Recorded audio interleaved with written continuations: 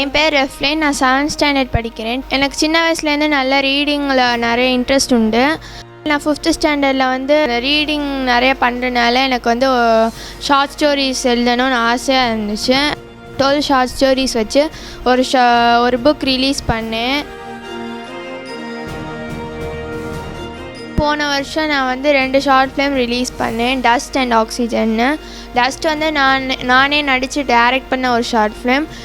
Oxygen வந்து ஒரு 2D animation short film. ஒரு 7 பேரோட கதை, ஒரு 3 கேர்ள்ஸ், ஒரு 3 பாய்ஸ், ஒரு நாய் என்ன அட்வென்ச்சர்ஸ் எல்லாம் சந்திக்கிறாங்க, ஃபேமிலி அட்வென்ச்சர், அந்த மாதிரி நிறைய திங்ஸ் எல்லாம் இந்த நாவலில் இருக்குது. Stamp collection, coin collection, skating, tennis, நிறைய ஹாபீஸ் எனக்கு இருக்குது. ஆனால் என்னோடய ரொம்ப ஃபேவரேட்டான ஹாபி ரீடிங் அண்ட் ரைட்டிங். நான் வந்து ரெஸ்ட்லெஸ் பேர்ட்ஸ் எழுதி அப்துல் கலாமுக்கு ஒரு காப்பி அனுப்பிவிட்டேன்.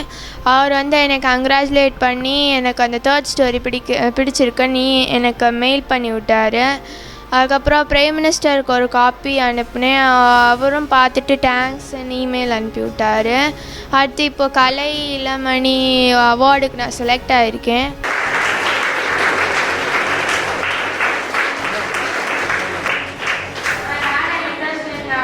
ஆம்பிஷன் வந்து ஒரு ஃபோட்டோகிராஃபர் ஆகணும். ஆனால் மெயினாக வந்து எனக்கு வந்து ஒரு ஆத்தர் இல்லாட்டா ரைட்டர் ஆகணும்.